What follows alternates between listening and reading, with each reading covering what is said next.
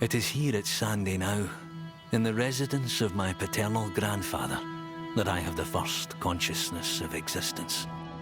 One of the border's most historic monuments, up in lights.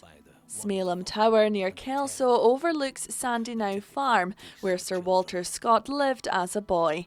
And more than 2 centuries on, it's here that we return to celebrate his life and legacy. We've been waiting for this moment for quite some time. We've been building up to it. And it's just fantastic that we're doing it here at Smailholm, which is where Scott spent so much of his childhood, and it was so formative in stimulating the imagination of the man that went on and told stories to the world. So many people internationally are incredible ardent followers of Walter Scott, inspired by the great rip-roaring stories that he told that people still enjoy reading today.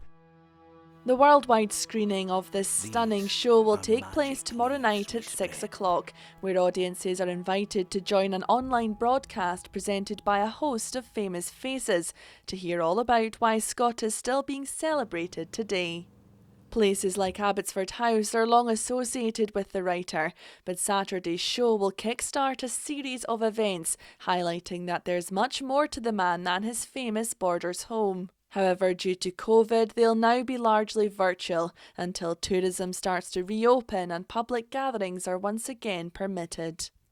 It's hoped that the year-long programme of events will help shine a light on Scott's legacy, both within the borders and across the country as a whole, and inspire more people to come and discover some of those perhaps lesser-known landmarks associated with his life.